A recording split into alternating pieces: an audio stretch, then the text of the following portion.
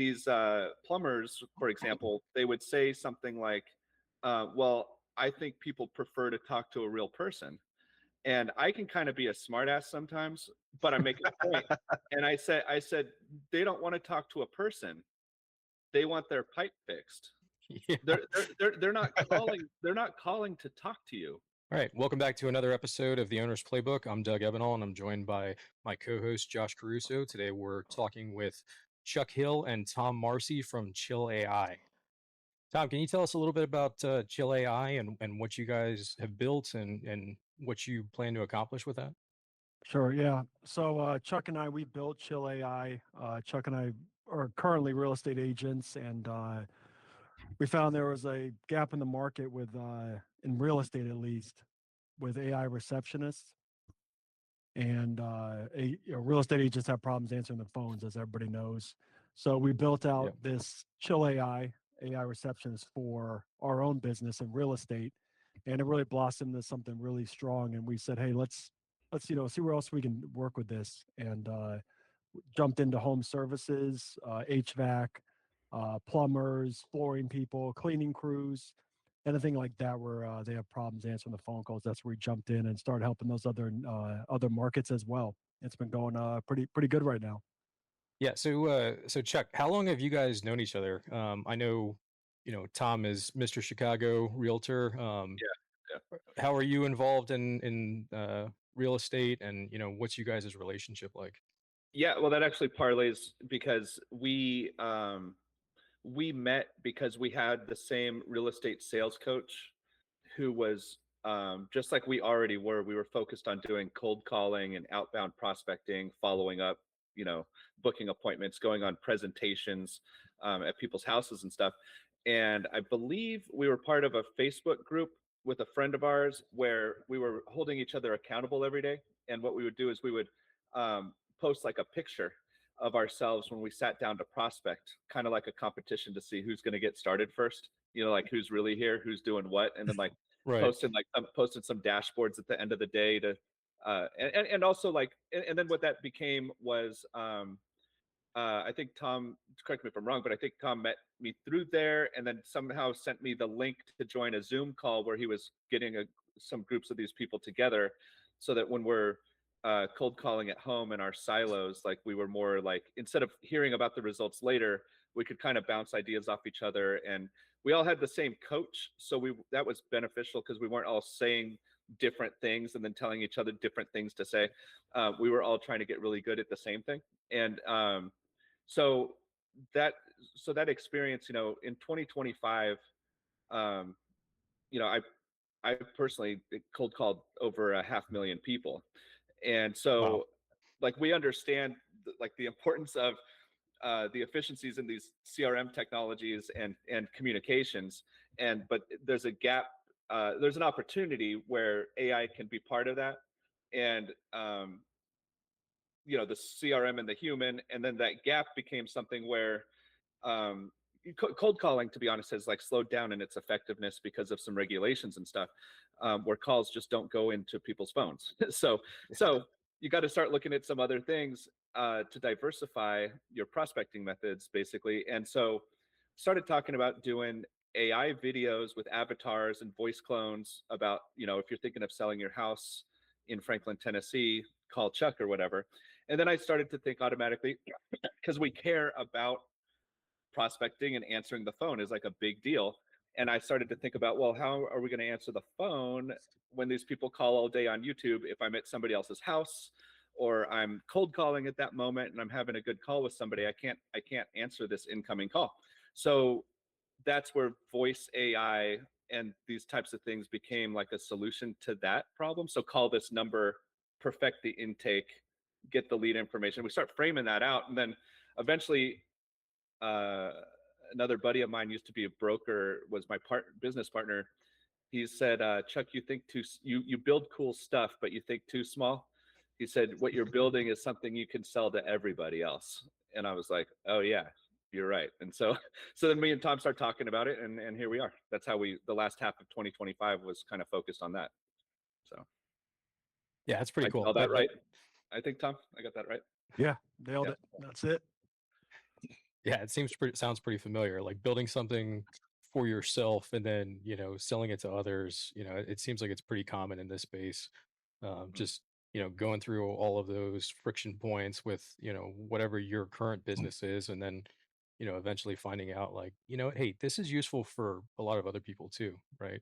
Oh yeah, Um, I think that's actually like an interesting change in the dynamic of how everything works. Because historically, it's like all of the people that experience the pain have no choice but to either, if they're too small, go to a third party that already has like a out of the box solution for you, but it probably doesn't really fit what your actual pain points are, right, or spend a lot of money to have someone build a custom solution for you, because that gap between technical capability and like actually being the one the user was so great that you couldn't really change it. But one of the things that I've loved and I've experienced over the last like 2 or 3 years is how that gap has shrunk so much to the point where small businesses or individuals that are innovative can see a problem, can find the problem, and know what the solution should be like, can actually really just use those tools to close that gap. And I think it's exciting because now we are starting to see all these different options that exist that actually solve true pain points, because there's no longer communication necessary, right. or a communication gap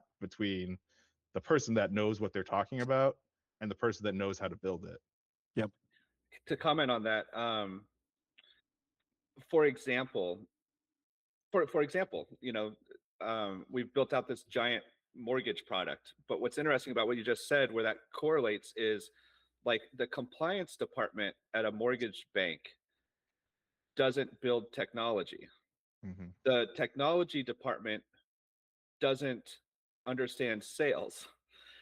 The sales department doesn't want to mess with anything else. And so what's interesting is like they're all disconnected, and so they can't really make things for each other. So then there's people like us, where like we know the industry, like we know the ecosystem of the calls, the types of calls that they receive, and how to cater to each one of those in the compliance department. Who's the, is this going to be auditable? On there's government regulations coming down the line for people using this stuff in finance industry for sure. And so those are the things that they care about. Like, we can make it a great salesperson, but can we make it compliant? Can we make it something that can be auditable? And what you're making me think of there, Josh, is um, there's guys like me who, like, I can build websites with HTML, and I can do some stuff, like, not stuff like you guys can do, but like, I can see the whole ecosystem. And then in today's world, I can basically, in the words of, what Rick Rubin got credited for, I can vibe code this stuff. Yeah. So, like, I know what the problem is, and I know where all the pieces have to come together. But like you said, that the ability to do that is closed. Like the community. Also, like, these developers often, I was talking to a professional mortgage guy yesterday, and he made the point that these tech companies, they make tools and they sell tools. Here's Mhm. this tool, here's that tool, here's this tool, here's that tool. But what we need is like a focus on outcome. And so I can, with vibe coding and my understanding of everything important to an industry like that, in this specific case, um, I can start with compliance and outcome, like, simultaneously, Yep. and then just vibe code that stuff. And it's pretty awesome to be able to do that. So yeah. Yeah, and I think there's probably future like government regulation and stuff when it comes to that's coming down the line. So you're absolutely right talking about being able to audit what you're doing and pull back the curtain to see how it all works. Just to, especially when you're talking about finances and definitely the mortgage side of things. Mhm. Mhm. So I guess maybe talking a little bit about how you guys are structured currently with Chill AI. I know you guys are relatively new to this space and still building up. Um, but how have you guys kind of divided up the labor or and the processes? You want to take that, Tom? Yeah, sure. Yeah, so Chuck's more of the back end. He's the guy behind the scenes, sitting in his dark room there, building everything out. We let him out once in a while, but Yeah. yeah. So I'm that's his side. My side's more the vision of the company, where we're going, and getting the message out there, what we're doing. So, and making the calls. We're both making calls, but yeah, Chuck's more on the back end there, building everything out. just built an amazing product for lenders, which we're super excited about getting out right now. So, yeah, but I'm more on the side of the vision for the company and doing stuff like this. Yeah, that's awesome. As you guys are making your calls, how are people, receiving this? I think from Josh and I, our experience, there's quite a bit of hesitation to implement AI. Are you guys seeing that as well? And how are you handling those objections? I think we're in a moment where it's like, as you guys remember, there was a time where people said that they would never do their banking online. Yeah. Yep. And now they talk to whatever the heck that stuff is at Bank of America, for example. Like they all have their little AI things and they talk to it. Um, and at the end of the day, like, but there's also, it's interesting because people also have all kinds of problems with humans that answer phones. They don't know Mhm. what they're talking about. They don't understand me. Um, that kind of stuff. So all of these things have issues. I know if you call, if you're trying to buy a house and you're the buyer and you're waiting on documents to get to the title company to close tomorrow, and you call your loan officer and it goes to voicemail and says, please leave a message after the beep beep, you're like, oh my god, like, are we going to get this done? So but we're in this moment where, in regards to the receptivity of it, if that's the right word, or how people receive it, is interesting, because what I've been doing when prospecting is leaving the word AI out of the original, because again, like, as techie people, like we are, but we're all, I know all four of us are also salespeople. Like, we understand that we're not selling AI. Yep. We're selling save time, no missed opportunities, and awesome information that can be turned into, instead of calling someone back, you get done what they needed to get done. Mhm. And so it's more, people are receptive to that kind of messaging, before AI existed, before the internet existed. People I want those things matter, and if you frame it that way, it works out pretty good. People are way receptive to it. yeah, I've had that similar experience. It's like AI, because it's such a dirty word right now, I guess, Yep. is it's definitely a turnoff to anybody, at least in the industry that we're talking about, specifically with like small 100%. businesses and with like service people. They don't want anything to do with it. Which is interesting, because it's like, it does remind me of back in the day when it's like, well, I won't trust anything that you found as a source online Right. just because we don't understand it, or I won't use a smartphone, or I won't use this, or I won't use that. But it's one of those insurmountable things that, like, it's going to happen. It's happening. Yeah. It's 100%. happening right now, and I do think that's funny. Yep. What would you guys say are some of the struggles you've experienced, like just starting up and getting new into a company? Like, I know for me, I had the blessing of being in a course when I was going through it to kind of learn what I was doing. But the first businesses I had, it wasn't that simple. And I did find that there were a lot of small mistakes that I was making, that would probably be useful to the audience. Maybe some things you've seen, some basically like where you got stopped, and then kind of like how you figured out what to do about it, honestly. What do you think, Tom? I'd probably say the first mistake or lesson was mentioning AI receptionist inside our. We probably learned that within 5 calls, I think, maybe. We said, Yeah. stop the presses. We got to do something here real quick. That was probably the Mhm. first one, and then just in finding the right right people to talk to, right companies to talk to. I think that was probably our biggest issue up front. That's funny. So yeah, so when we first started building these things, there's lots of communication online about helping home services people. Like Yeah. earlier, you guys were talking about HVAC and plumbers and different conversations that we've had before the show and stuff. And you know, for example, like nail salons. Okay, I call the nail salon, and I can't understand what that lady's saying, and she can't understand what I'm saying, even if I wanted a manicure. Yeah. Yeah. So, like, let alone, like, we're going to talk about AI. It's like, okay, well, you know, um, so the point is, also different but we tried these, also home services, we get it, like, we can make analogies as real estate agents. If Mhm. if we're talking to a painter, Oh, this will work with what we're talking about too. If we're talking to a painter and or we need a painter, or we tell our client to call this painter, well, if they call that painter and he's currently painting a house, then they call another painter, right? Or let's make it more of an emergency situation. It's going to be 10 degrees in Nashville, negative 10 degrees in Nashville this weekend. People's pipes are going to burst. So when they call us and say, hey, who's a plumber you trust? My pipe just burst, and we give them a number, then they call them and they don't answer. In that situation, they have to call someone right now.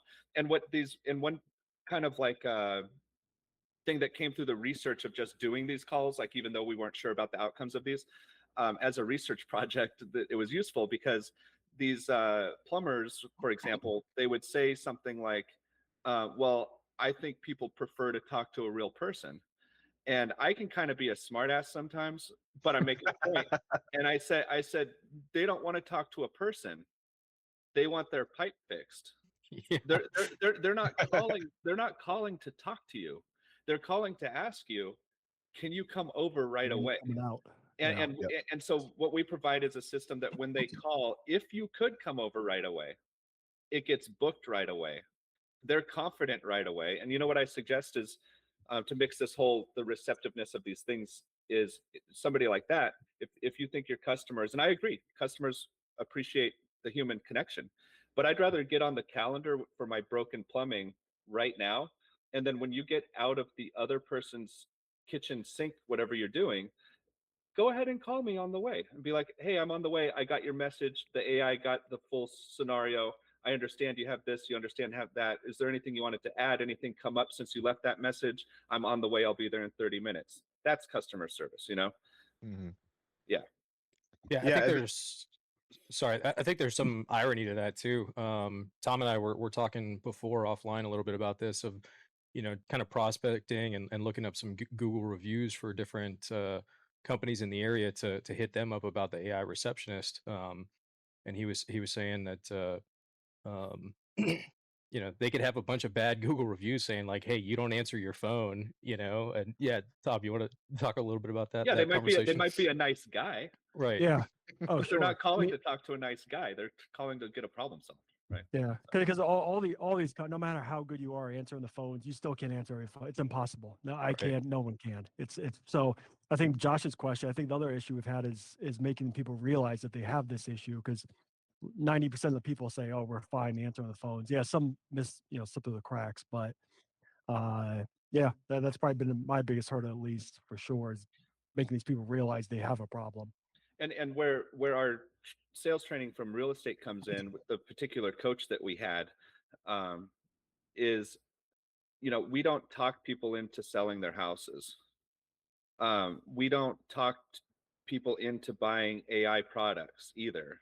So even like in the scripting that we're using, the intro on like a sales call, it just goes like this. I mean, hey, this is Chuck. My records indicate you're actively growing your business still in 2026. Is that true? Yeah, that's true. Because if it's not true, we don't have a problem to solve, by Stop the way. talking. Right, Right. right. So it's a filter. It's a filter. And then next, I'm just saying, if they say, yeah, I'm obviously growing my business. Well, in a world where customers expect near instant responses, I work with professionals who are willing to admit they occasionally miss opportunities, not because they're bad at sales, but really because time and availability are not scalable things. Does that sound relative to you? So the point is that like, I want them to, people are going to more and more realize that they need these things. But in regards to rolling things out, like, I'm trying to focus on the people who already admit that there's an issue to solve, because like we're in the problem solving business, and they might have a problem to solve, but if they don't realize that, we got 10,000 more people that look just like you, and that's fine. We'll talk to you next year. It's not a big deal, and just kind of be willing to do that. Like, don't spend too much time convincing people that they have a problem. That's just my opinion, I think you guys have laid out a perfect principle, specifically with like the ideal customer profile, and when you're making it is, I think it's one thing that I've noticed with small businesses that really struggle is not just knowing who your customer is, but knowing who your customer is not. And exactly what you just said there makes so much sense, because with that type of intro, with that type of communication, you're immediately screening and finding like, hey, are you our customer? No, you're not. All right, well, that was great. You will be someday, but not today.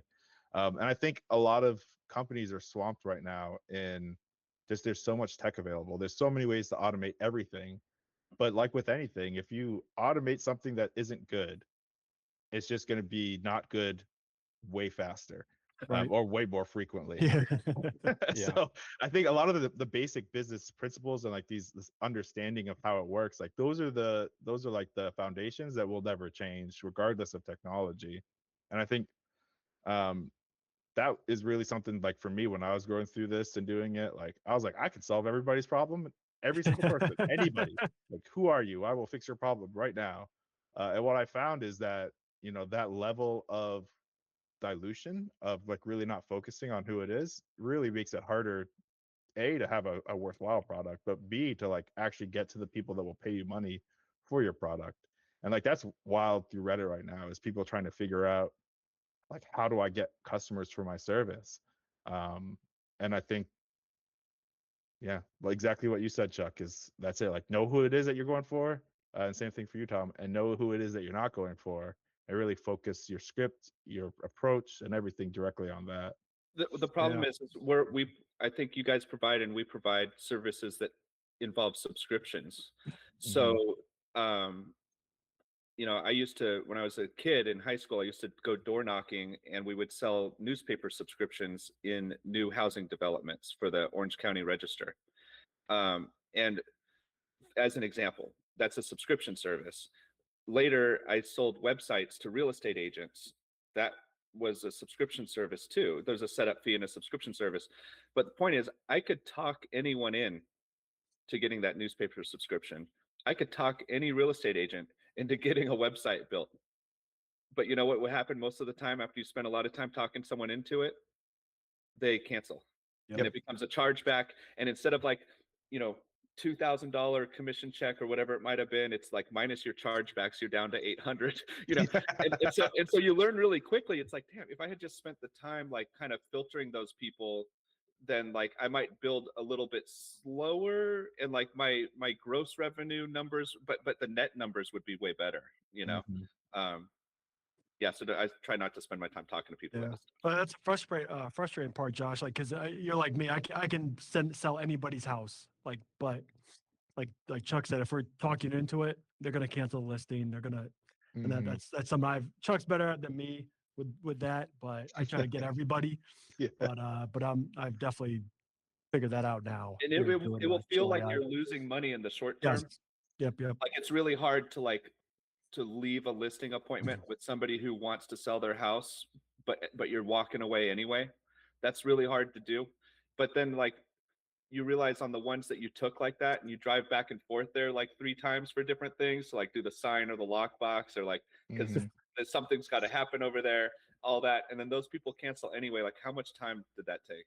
You know, Yep. a lot. So Yeah, and that is an amazing insight, really, and that I think it's interesting because a lot of companies focus purely on top line growth, that revenue, but what they don't realize is, yeah, it's that margin efficiency and tracking that really kills businesses. Because if you grow too fast but it's not profitable, that it's just a lot of time and money wasted, and you actually Right. end up losing out. So yeah, no, I love it, and I think a lot of businesses could really learn from that specifically.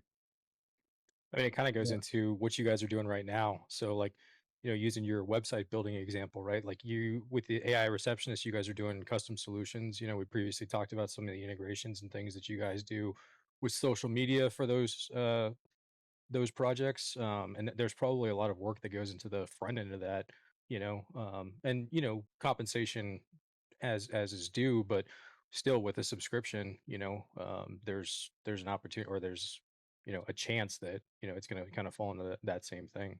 Do you guys want to talk a little bit about some of those custom things that you guys have been working on? yeah, absolutely.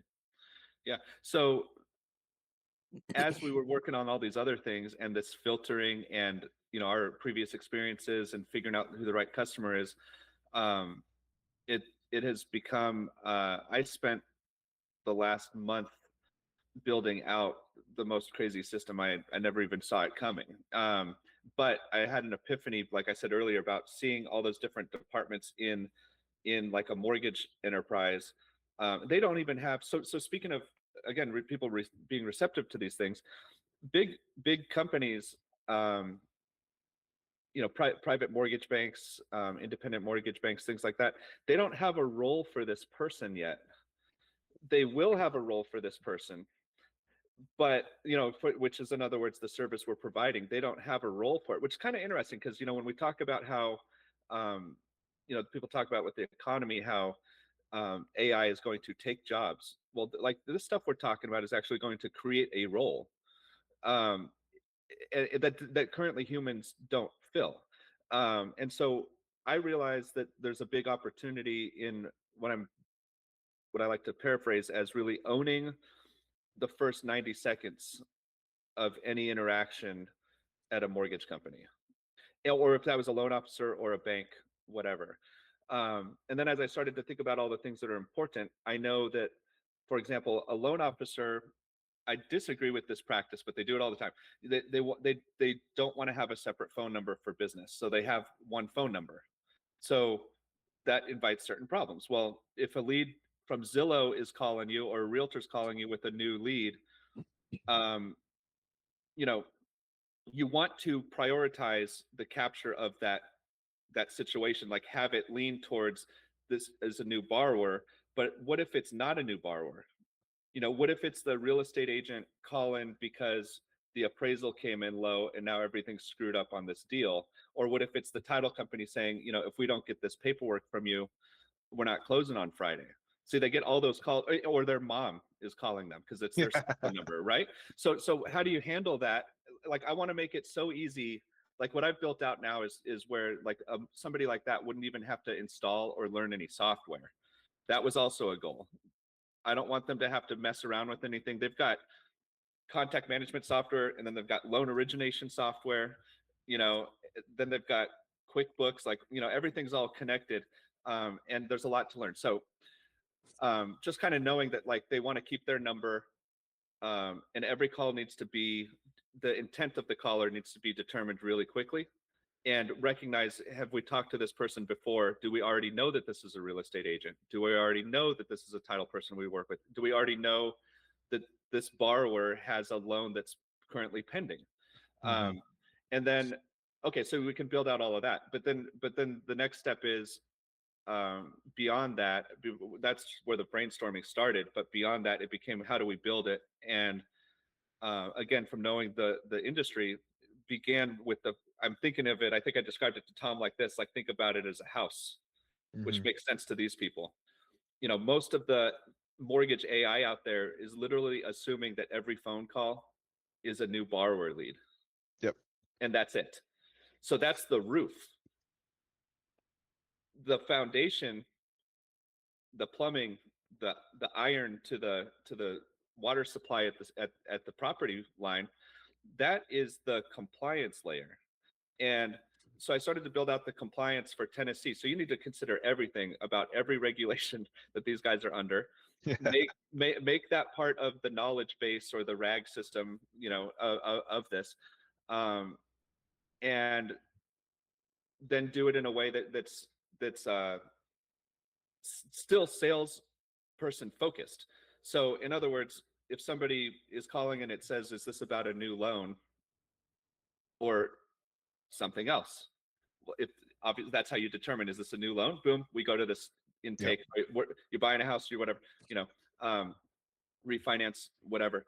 And sometimes people might say, in that situation, just like they would to a human, they would say, I've heard about these FHA loans that have these low down payments. Can you tell me about that? Well, you don't want it making promises to people. You don't want it Mhm. to make it seem like they're going to, that's going to apply to their situation. Or you also don't want to, if, then they might say, well, tell me about a conventional loan, then what's the difference with that? Um, and then maybe at the end of that, they say, so what do you think, to the AI, just like Yeah. they would a person? What do you think I should do, FHA or conventional? It always needs to be steered towards. So we built out this giant education or informational structure but it's backed up by the guardrails of compliance. So a question like that would get an answer that says an FHA loan is a program that allows smaller down payments because it's insured by the government, yada yada. A conventional loan can often have similar down payments, like 3%, but there's mortgage insurance involved or whatever the case, and just explain stuff to people and say, but what we need to do is we need to get you scheduled with a loan officer and have you fill out an application, and your loan officer will be the one that advises you. So we're not looking to replace loan officers. We're looking to then provide that phone call and that information into their CRM that says this person is doing a refi on a second home in a different state, but they're selling their primary home at this time, and those proceeds are going to go towards this or that at the other deal, cover the closing costs, and all that information comes in and becomes action items for the team. So instead of just calling the person back and saying, "Hey, I heard you're looking to do a refi," like they can call back with like, "Here's the actions we're going to take for you right now," And I think that's instead of voicemail, like let's have action steps. And so that's kind of the summary of what that does, and that is what it does. It's now 50 state compliant. Oh, wow. All the rule books of every state, and I can deploy it in any state, basically immediately. And with obviously with Zapier and things like that, we can trigger into whatever CRM they're using for any of those things that matter. One thing I noticed, just to continue that real quick, is I noticed that on other systems, if you call and if it's even smart enough to ask you, are we doing a purchase, a refi, a home equity line of credit, or something else, which none of them ask anyway. But if they did, when it says, for example, and I love this example, like I'm doing a refinance. Well, most of the other AIs I've tested, when you say I'm calling to do a refinance, it would say, well, have you identified a property yet? And right then I go, we're sitting on $1 billion opportunity right here. And then so once they say refi, it needs to say what's the address of the property that we're doing the loan for. And then don't provide the loan officer information like, are they currently searching for a home? No. Like, leave that out. It's irrelevant. Right. And so those kind of systems, things that we only know because we know and we care. And we were able to do that because we understand the whole picture.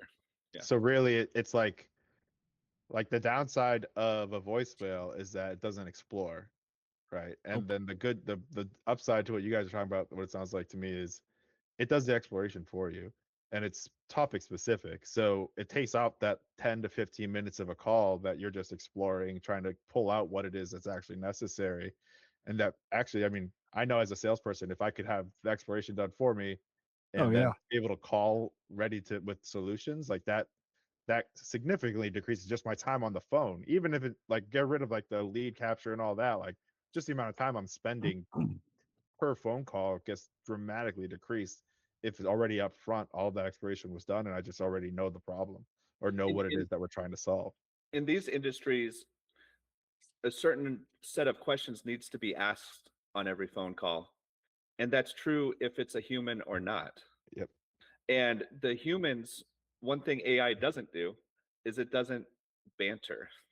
So, and that's not about efficiency. Banter, like get to know your customers, build rapport about the weather, whatever you want to do. But when you do that as a human, it's hard for us to stay on track.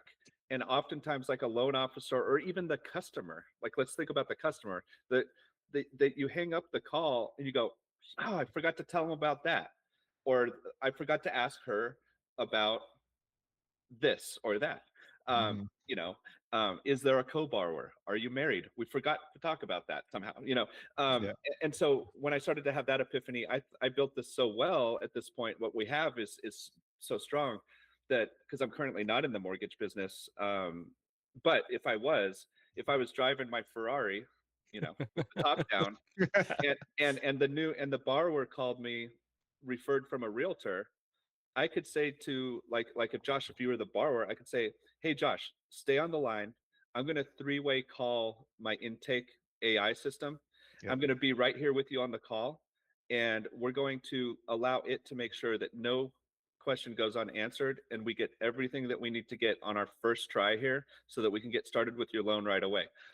That's an interesting conceptual twist, because again, we're not replacing anybody. Like, who's even talking about using, three-way calling your AI assistant while you're on the phone with your customer to make sure that nothing is missed while your engine is as loud as mine is, so That's a really good, because like I hear all the time of like people jumping in on sales calls, like to be like that extra lever of like, well, they know everything, so like pull them in, they'll be able to answer all your questions. But it's just taking something that has unlimited access to information, pulling it in and being like, yeah, well, you can ask it literally anything, or we can talk about whatever you want, and it'll be able to pull the resources instantly, as opposed to having to bring another person in. Yep. And save it and keep a transcript of it so that you Oh, can yeah. be driving down the road in your Ferrari and it takes all the notes, right? Yeah, exactly. And that's kind of like the time waste stuff that I was thinking of too. So like I recently just built a little CRM thing for my sales team. But what the things that I wanted to get rid of were just inefficiencies. So like multiple fields where you click drop downs to then fill in the blank, and then there's like a lot of manual editing. And I was like, well, like none of that actually has to be done by a human. It can all just be done for you. So the salesperson can just focus on Right. clicking dial. They call the next person, they have the conversation, they end the conversation, the appointment gets scheduled, the lead information is captured, the what they were looking for, some opportunities we might have missed, like all of it's captured. And it's just all of those things that like I remember when I was smiling and dialing for a long time, that I would just spend hours just with the data capture of the things, and I was spending almost as much time data capture as I was on the phone talking Right. to the person. So it's just like little inefficiencies like that before would have just been too complicated to try to find a solution to. Like that's the power that's unlocked. Exactly what you're talking about. There's just so many options. And if you're creative enough, like you can find some really good solution. It's an exciting space that we're in today, where you can find these things, fix them yourself, and then sell it. And that opportunity is obviously going to shrink as more people get more and more used to using AI and finding their own solutions. But it is a great space to be in right now for the innovators that are thinking about it. I don't know if you guys noticed, but in your programming, Josh, but like there's um hard walls in some of these systems, like in Go High Level, which is real popular, for example, where the voice AI cannot make a selection on the drop down box. Mm-hmm. So what that means is, like, even if say, by the way, in high level is a good example, because they're a lot of people think they're going to be the biggest mortgage CRM, by the way. So however, if you're the salesperson and you got to review that transcript, even if you have AI, well, you got to sit there and go, drop down box, it was a purchase, or it was, oh, it's purchase an investment property. Are they what? And you still have to go back and do that, because it literally cannot take the transcript and then select the boxes. So I just made something up. Anybody can steal this idea out there, and we're using high level. I just made this thing up where I call it shadow fields. And so what the shadow fields do is it takes the transcript of the call, and if the person says purchase, refi, whatever their situation is, whatever they're doing, where's the address, whatever, anything that would be like a systematic drop down, like, are you thinking to move in 30 days, 60 days, 90 days, or longer? So that would be 30, 60, 90, longer drop downs. Well, what I did was I created this shadow field thing where it transcribes what the person said into the shadow field, for example, that says purchase. Mm-hmm. Then that shadow field goes through a workflow that then selects the drop down box for purchase. And so the salesperson never has to think about it. It's already all dropped down. It already did its job, like you're saying, because that salespeople, I'm one of them. I hate, like, Same. and I know what I'm doing, but every time I do it, it feels like I'm slowing down. And that's Yeah, how and I think that's the difference between developing AI native software and trying to integrate AI into existing software. And I think that's where these big existing companies that happen to be formed before AI, that's really their downfall, in that they have to completely redesign how their systems work, because it was designed for human interaction. But none of them are designed for AI interaction. And so like that's been mostly the reason why I've been just building my own solutions, is because you can build it that way. You can build it so that it has control to all those things and that you don't need a human to interact. But if for them, it would take completely redeveloping their entire code base, like how it all works. And it's so ingrained that like that's not a simple task. That's a giant task. But when you're building for an AI native, it's like, well, we know the only thing that's going to be pushing these buttons or making these selections is going to be AI. So like, let's just make it the easiest for AI to do Right. and remove the human element from it, because we're not designing this for humans. We're designing it for AI to manipulate and the humans to just say what they want. And I think that, like, again, that's where that opportunity exists. These companies that are like that middle range, like they're not big enough to have the money to invest in completely redesigning their infrastructure, but they're big enough that, like they have market share. And so now all of a sudden, what do they do? Like that is something I foresee as like a big issue for them, because the speed to or the time, like the focus, the biggest metric that I use, and I talk to my team about this, is the time to production from initial idea to do you have a product that can do what it is that you want. That timeline has to be incredibly small, because people are going to be getting more and more used to instant solutions, and they already are with like shopping and everything else. But software development, and specifically like these applications, that's what AI unlocks, like the ability to do that. But it also is going to create that necessity to survive. Is, can you get, like, customer has this issue, you have a custom fit solution in a week. Can Right. you get that down to in 3 days? Can you get that down into, they type the prompt and they have their exact solution and it's completely error free?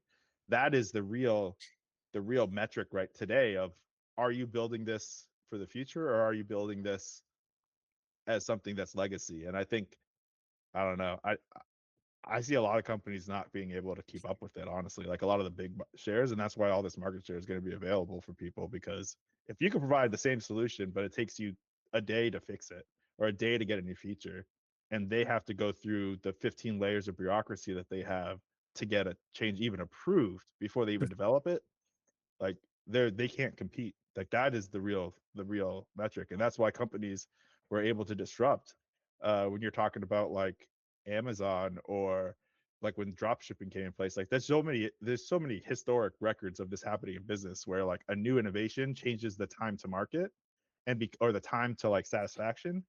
And by reducing that, any company that could do it the fastest goes down. Even like the internet was coming out in browsers and like search engines. Google was so successful because they made it so that you could get your answers very accurate, very fast. Fast. And because of that, nobody was beating or even tracking that. In fact, companies or browsers or search engines in the past were incentivized to not do it efficiently, because they'd get more ad revenue if they showed up more different types of websites or different types of results, to be able to get basically paid more, like prioritize things that pay you way more. And Google kind of flipped that, and then that's like kind of how they ended up where they are. But I think exactly what you're talking about, Chuck and Tom, like your product and the thing that you guys are discussing with the AI receptionist, is you're creating things in weeks that would take a big company a year to develop. And now you'll be able to find, like, this is a problem that's happening right now, let's fix it. Okay, well, now there's going to be a whole bunch of new problems, because everybody has AI now. There are new problems now. Can you develop fast enough to make a better solution, or a better fit for it? And if you can't, you're gone. Yep. It's beautiful how the mortgage product I built out in Chat GPT, basically. Mm-hmm. I used it to guide me. But the cool thing is now that it knows all of that, when it comes to that next thing, that next feature request, and because of the way it's structured for the future, with the compliance and like the salesperson focus of we're booking appointments or we're triaging this put out a fire type phone call from a partner. Once you have all that in there, if you want to say, like, for example, I don't think I'm so far along in this now, I don't recall if I'm doing what's called non-QM loans, which are loans that the investment that the government enterprises don't buy, for example, and things like that, because they don't qualify under certain guidelines. Well, people still do those loans. So my point is, though, if I wanted to to add that layer, give me 45 minutes, I'll be right back. Like that's how, because it already knows everything I have, and it's just like, hey, what's the one little thing in the prompt that we have right now that needs to change, and what do I need to build for the knowledge base section of the AI that is about non-QM loans, for example, and can very quickly bring that in. Like seriously, give me 45 minutes, I'll be right back. Yep. And those other companies can't move that fast, and like luckily we can do things too. Like luckily there's tools out there like Zapier and stuff where we can move fast, and we can still integrate with the people that are moving slow. Mhm. Tortoise and the hare working together maybe on this stuff. Yeah. Well, and that's what I'm seeing now is like now companies all of a sudden, it used to be that everybody had a public API. Everybody had something that you could pull information to. A lot of companies, like the big ones, are locking it down. Like they're Yep. trying to prevent you because they're trying to stop this flow of people that are like, we can take your API and make your service better in 10 minutes. And so like a lot of them are like, nope, we're not letting you do it anymore. Which I'd also honestly think is just gonna kill their business as well. Cause like as soon as you're trying to start doing that, well, now people are looking for solutions on how to do what you were doing with an API. Like, all right, cool, you don't want to do it, somebody else will do it. Give the API, and their whole business model will be based off of selling that API and not whatever product it is that you're listing. And I've Well, already again seen that. some of these problems that exist sometimes are so important to people, that one problem that company won't fix and that they don't integrate on, that I know from experience, I'll jump ship on the whole thing. Mhm. Because of that one thing. That one thing is so important to me that I will leave. And maybe like what you do, Josh, and how you just, it's like, I'll just build it Yeah. Yeah, exactly. Like at with this that point, in I'm just like consideration, whatever. if it's not easy enough, if I can't control it with the simple sentence to do what I want it to do, if it takes more effort than that, I will just build my own solution. Yep. So that I can now control it with just typing a sentence.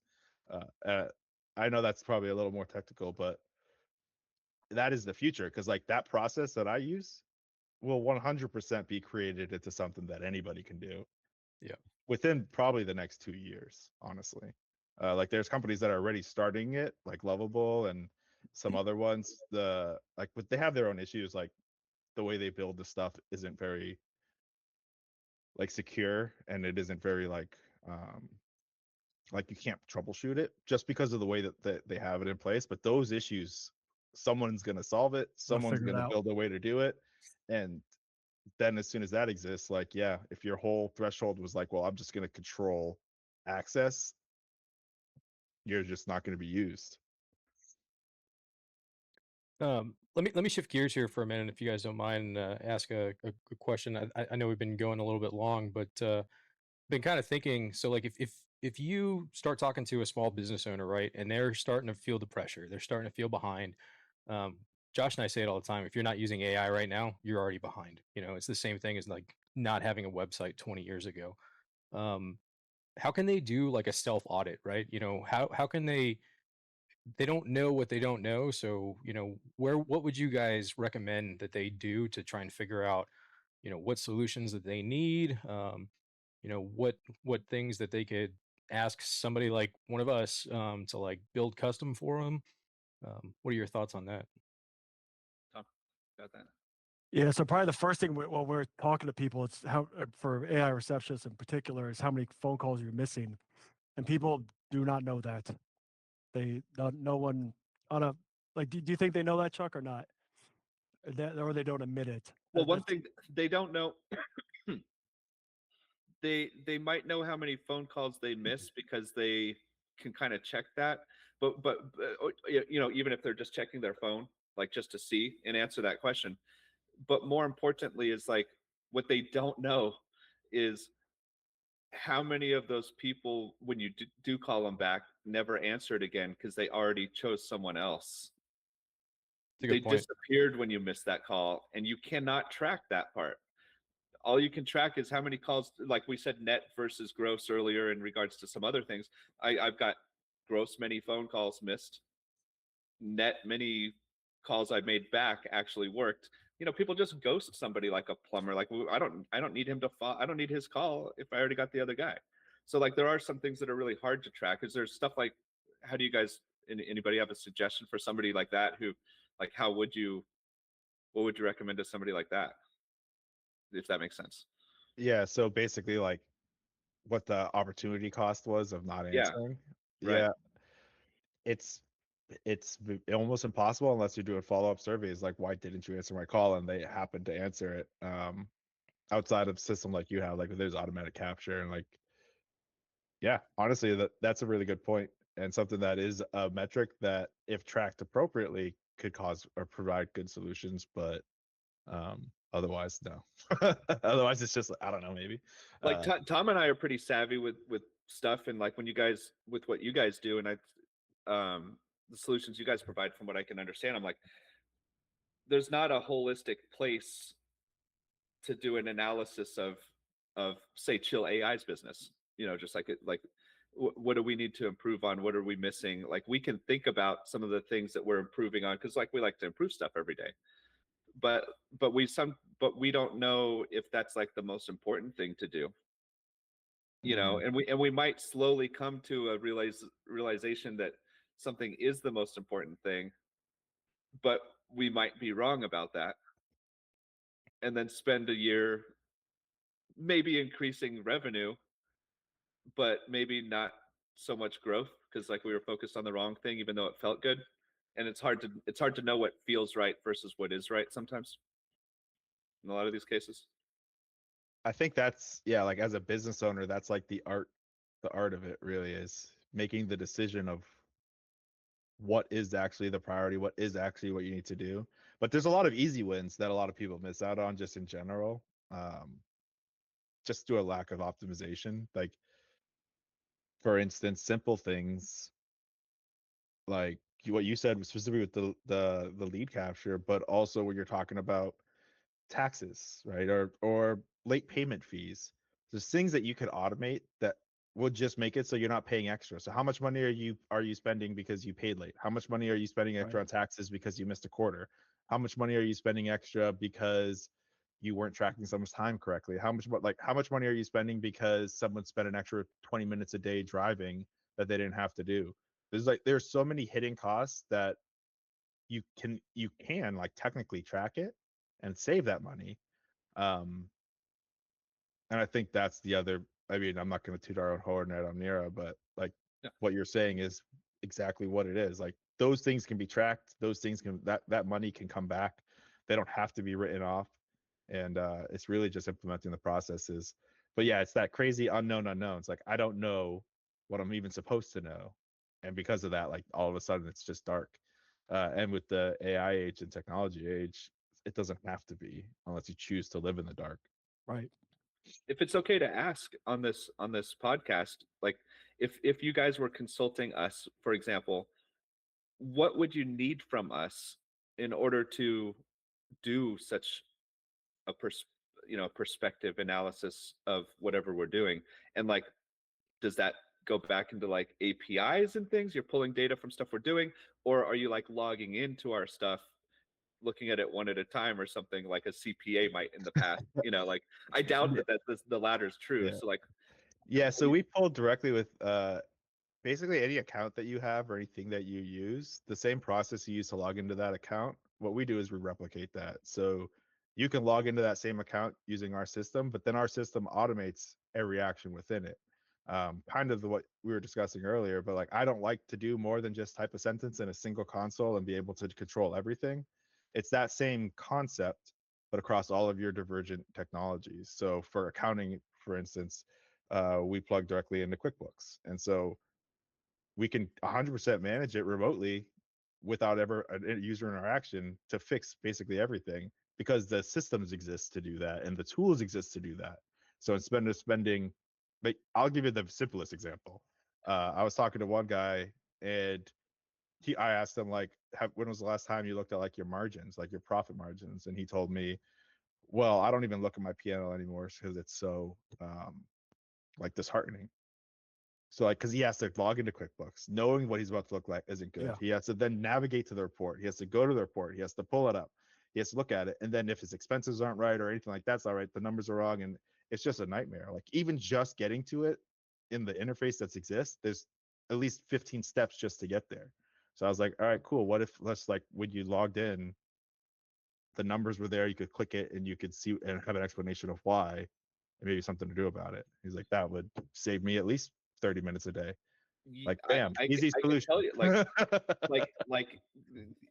I get I'm a very optimistic person, but like when it comes to like I don't even have a banking app on my phone because like I know that I'm not going to look at it Exactly. because there's a certain level of anxiety that comes along with that, and like that's not it's going to slow me down mentally, from what I'm trying to do. And I like to keep my foot on the gas. And sometimes those things feel like, I don't want to take 15. Here's a good analogy for you. I don't want to take 15 steps to find out there's a brick wall and I'm doing 100 miles an hour. Yeah. Like I do want to know right now, Yeah. I want Yeah. to know. And so the And fuller, while I don't want to know, to be honest, Mhm.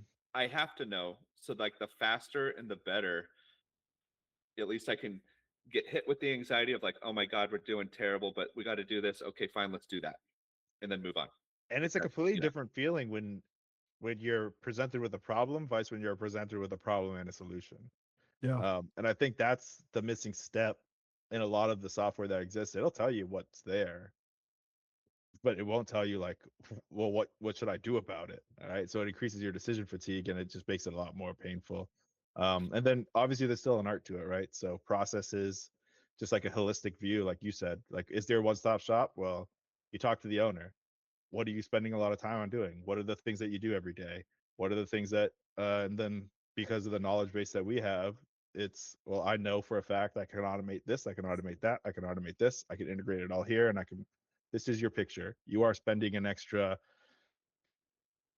400 hours a year on this stuff. How much is your hourly, like how much do you think you're worth per hour? Well, that's how much money you're wasting on a simple solution, like just a simple fix. And that's just like at the very surface layer. You start going deeper into businesses and you start finding a whole lot of ways. And I think that's like the surprising thing that a lot of my customers have found is really, it's just like when you say like, I can save you 6 figures this year if they're making like 1.5 million or something, and they're like, no, you can't.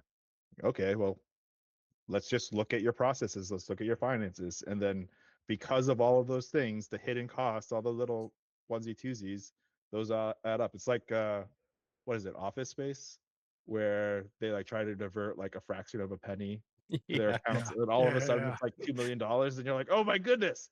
It's the exact same concept. yeah, None yeah, of them are so big by themselves that it's just like it would ever have been big enough to rise above the threshold of I need to take care of this issue right now. yeah, But yeah. in totality, they are a big issue, and I think that's the simplest way I can describe it. Have you come across a lot of people you've spoken to or customers or clients that have like, holy crap, this is actually a problem? They have no idea that Oh yeah. this isn't it really. Oh yeah. I Okay. mean, the amount of people that I talk to, like service people and stuff, that don't know the difference between their gross margin and their net margin, like, is very large. And like that's a dangerous thing because they think they're profitable because their gross margin is good. Right. But then when you come out to it, because of overhead and everything else, they're losing money every month. There's jobs that they think they're taking that are good. Like these are good jobs, they're good clients. And what they find out is like they're not. They're costing you money, and like that's just wasting your time. I think that's way more common than people realize because like it feels good, right? And it's Sure. actually the most dangerous for companies that aren't struggling. Like the companies that are leaving the most money on the table are the ones that are doing good enough. Yeah. Like those are the ones that have the opportunities because they're doing good enough that it doesn't hurt. And if it doesn't hurt, they ignore it, right? But like how much money are they losing because it doesn't hurt? Right. I think maybe Chuck, if you agree, like that's probably a problem we're having right now is they don't know the hurt. And that's why it's harder for us to prove that Mhm. because they say they're fine and we can't really track that. So that's something we are working on actually. So you guys have a nice thing you can do, jump in and show them. Actually, you do have a problem. And Yeah. that's an easy solution there with you guys. So Yeah, for us it's kind of easy when it comes to certain conversations for example, back to the mortgage thing, what do all those guys say? They always say the rates are going to come down, right? Yeah. Okay, well listen, when they do, if like Mr. Loan Officer, if you're right about that, when they do come down, do you recall last time we had a refi boom? You know, were you in the business then? They're like, yeah. Well, could you answer the phone fast enough? Okay, so every time that you were taking a damn application on paper or whatever, like, you know, let's go back 20 years, like every when you were doing that and you couldn't do it fast enough, how much were you losing every time you couldn't answer the phone? It's like $5,000. And like And it's that might happen like a few times a day. And you can only do, you know, you're doing two, you're like you said, you feel good because you're making 10 grand a day. Um, yeah, that's great. However, what if you're losing 30 grand a day, mhm. and if we can help you solve that problem, and let's say you only really work 20 days a month, we're talking about $600,000 a month. Like, you know, Yep. in that example, let alone like a plumber, you know, $500 gigs. It's like, well, if you miss even one of those a day, that's like, you know, that's 10 grand a week. And I'm And only not Monday through Friday. the trickle down Yeah. cost is also, of all of those calls, had they captured all of them and done all of them, what would the size of the business be today? Right. Yeah. Because like that is a trickle down effect. Every call they didn't have meant another competitor did have, and every one of those competitors now all maintained a certain market share that you didn't capture. How many companies exist today because you weren't or you Yeah, weren't yeah, there? you're right. For the plumber, their pipes aren't still leaking, you know. Yep. Someone fixed it. So, you know, the person you didn't answer their refi call, that person refied their house. Yep.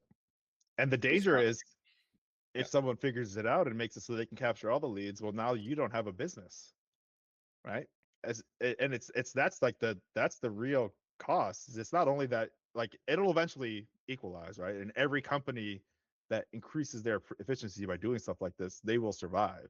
But every company that did not will go away, because the new norm will be that. And so like everybody will have their new market share, but the only companies that exist are the ones that were efficient, because and that's just the nature of, you know, capitalism and the market, and that's a true that's always existed. AI is just isn't something that changed that, but really that's the danger. And I think that's, I don't know, it's like fear mongering or whatever, but I think every company that says like they don't want to use AI right now, or they don't want to do this right now, or they don't need it right now, they're writing their own, like, or they're digging their own grave, Yeah. because So, someone's so going to I do it, and they're going to do it so well that nobody else will even be in the market anymore, because there's no reason to do it for I someone else. I feel like I've in real estate dug that grave for myself. Um, and I'll admit it, you know, like, but it goes to what we're talking about, because we don't know what the next thing's going to be either, Hmm. past like this AI conversation. And my point being that like, um, all of those people who didn't focus on having websites, for example, now, or they might have had it, but they didn't really push real hard on it. They didn't get tons of Google reviews because you didn't really think that mattered. I'm that guy. Like, I don't care about it, whatever, right? Okay. Well, here's the problem though. I could be the best real estate agent in town, but when somebody asks Gemini who to call, it doesn't reference me because it has no, I'm not in its knowledge base because I didn't build a website 20 years ago. Yep. Hmm. You know, and like that, what's the next problem with that in the future when these things are relying on data? Like, yeah, it can web crawl. Well, you better be on it then. You Yeah, know? exactly Yeah. right. Right, Yeah. right.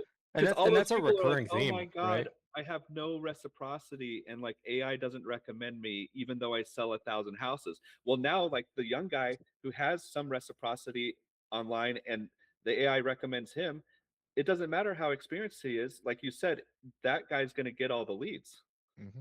no matter how good you are, Yeah, and no matter how bad he is, you know. and that's the recurring analogy, right? Like, so 20, 30 years ago, if you didn't have a website and stuff like that, like, and as people were shifting to the internet to try and find fast answers and get what they need, like, Mhm. you got left in the dark. And that was the same thing, you know, 10, 15 years ago for all the social media stuff. You know, I feel like I have this same conversation every day with people of like, well, I don't trust AI. I don't want to use AI. I'm like, okay, well, do you have a website? Does your company have like a Facebook page? Well, that's the next thing. And exactly what to your point, Chuck, like a lot of people don't just Google things anymore. They ask ChatGPT or they ask Gemini or whatever. And if you're not findable through those means, then you're just going to get left in the dark. Yep. and you can't do anything about it, which is crazy, right? They can't go Right. back and build their Yeah, website can't go 20 back years in ago. time. Right. Like you can't. Like it's gone. The opportunity's gone. Like if the AI doesn't know those people, it's not going to know them either at this point. Yeah. So, Yeah. it's crazy. All right. Well, I really appreciate the conversation with you guys. Josh and I love having this forum to be able to talk to people. Chuck Hill, Tom Marcy, really appreciate you guys having coming on and talking with us. Thank you. Yeah, Thank you. Yeah, appreciate Josh, you you got guys. any closing comments for everybody? No, like always.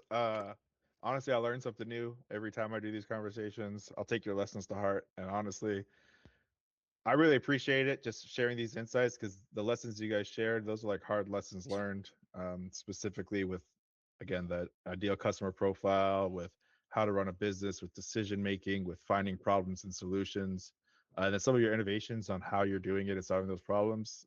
I do find a lot of value in that. It's definitely helping me. And then obviously, I would love to keep the communication open as we continue to innovate and grow. Like I just think this community is one that if everybody gets online, we could all grow together. And then the people that don't just get left behind. Definitely. Yeah, absolutely. Appreciate it. Well, thanks, guys. We appreciate you joining us.